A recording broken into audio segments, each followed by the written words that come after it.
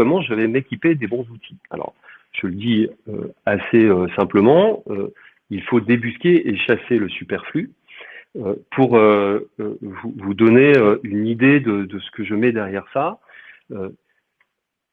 Et vous l'imagez, quand vous prenez votre smartphone, en l'occurrence pour moi c'est un iPhone, dites-vous bien que quand on prend son iPhone, on a dans la main bien plus d'électronique embarquée que dans les premières missions Apollo qui ont conduit les hommes vers la Lune.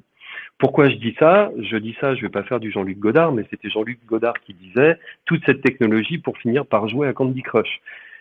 Je caricature exprès, mais ça permet d'apporter une première chose, c'est que aujourd'hui, on peut dire que, sans trop se tromper, la technologie sait tout faire, voire même au-delà.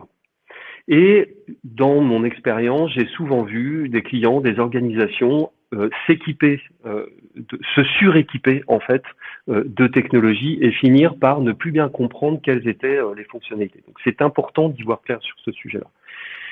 D'autre part, c'est à la technologie de s'adapter aux besoins et non l'inverse. J'insiste souvent sur ce point. La technologie est un moyen, c'est pas une fin en soi. On vit aujourd'hui effectivement dans une époque qui est absolument passionnante parce que les technologies nous boostent et nous apportent, nous rend un nombre de services incalculable. Mais attention, on doit à chaque fois l'adapter aux besoins que l'on a. Il faut avoir un regard, et ça revient un peu au point à la complexité. Il faut faire attention également aux effets de mode. Aujourd'hui, on voit énormément de choses se passer sur l'intelligence artificielle. Il y a des choses extraordinaires sur l'intelligence artificielle. Attention, parce que il y a aussi, en quelque sorte, des petits malins qui vous expliquent que leur dernière application, c'est l'intelligence artificielle, alors qu'en fait, c'est des algorithmes. Voilà. Et donc, l'intelligence artificielle est assez vendeuse. Il faut faire attention. Sur les outils, on a 3 phases.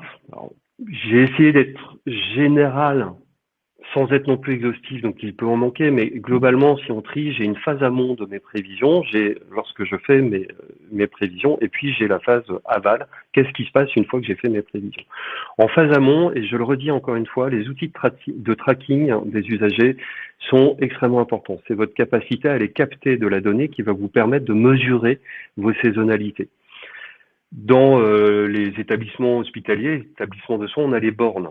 Alors, il faut faire attention que quand on s'équipe de bornes, les informations puissent être derrière, évidemment, exploitables pour travailler sur ces données. Parce que les bornes servent aussi à orienter les patients. Je sais qu'il y a des bornes qui ne font que le travail d'orienter les patients. Et derrière, quand on essaye de faire parler les données, on a beaucoup de mal parce qu'il y a dans les établissements plusieurs systèmes de bornes qui cohabitent, etc., etc. Bon, j'entends parler dans les innovations de bracelets connectés qu'on met sur les patients ou qu'on met sur les usagers pour les suivre pas à pas. On a sur les flux téléphoniques des outils de gestion de flux qui permettent, alors pour le coup là c'est vraiment très très au point sur les gestions téléphoniques, les mails, etc. On est capable vraiment absolument de tout dire. Parfois même, je trouve sur certains outils, c'est presque parfois trop détaillé parce qu'on a énormément de données, donc on se noie dans l'analyse.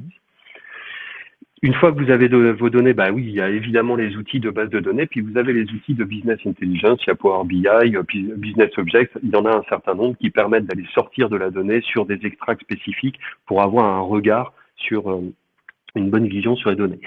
J'ajoute une précision, nous travaillons, nous, sur les modèles de prévision, évidemment, énormément avec ces données.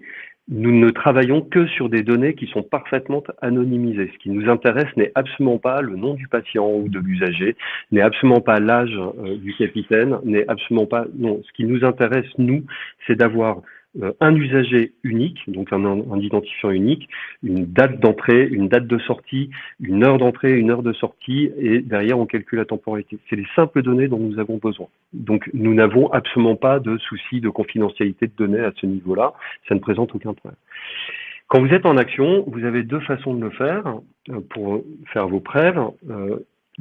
Soit vous vous équipez d'un outil de workforce management qui embarque cette brique de prévision, mais qui va bien au-delà, comme on le verra sur la phase aval. Mais on a également, et c'est ce que nous développons chez nous, chez DoConseil, des matrices d'automatisation qui sont, je les appelle opérationnelles, mais qui permettent en réalité de rentrer des saisonnalités, de rentrer un certain nombre de contraintes, et puis de lancer un calcul qui est automatisé pour avoir en fait toute votre courbe de flux sur la journée, sur toutes les temporalités qu'on a vues. Et enfin, j'ai donc une phase aval où j'ai mes outils de workforce management qui vont vous aider à organiser vos ressources, à organiser les équipes qui vont être en traitement en y intégrant l'ensemble des contraintes possibles qui peuvent exister sur les organisations d'équipes. Et là-dessus, il y a évidemment un métier, parce que ça fait quand même des années que ce métier-là est en construction dans les métiers de l'expérience client. Et d'ailleurs, j'y reviendrai dans la conclusion, mais il y a sur le mois d'octobre un webinaire avec des spécialistes dont certains sont avec nous aujourd'hui, qui vont intervenir sur ce sujet-là, qui est forcément extrêmement passionnant et particulièrement pertinent sur l'optimisation des ressources. Voilà. Et je mets derrière évidemment le suivi reporting et la boucle d'amélioration continue, c'est-à-dire que vous ne faites pas un modèle de prévision une bonne fois pour toutes, il alimente des reportings qui eux-mêmes réalimentent le modèle de prévision pour pouvoir le mettre à jour en fonction des contraintes ou des événements qui peuvent se produire. Voilà, j'ai dressé un tableau un peu large, un peu vaste. Il est 9h15 pile, donc j'ai tenu 45 minutes exactement. Donc c'est plutôt pas mal, j'ai bien réussi ma prévision de temps pour ce matin. Je pense qu'on peut... voilà, j'ai pas vu s'il y avait déjà des questions ou pas. On peut effectivement... je peux répondre à un certain nombre de questions si vous le souhaitez.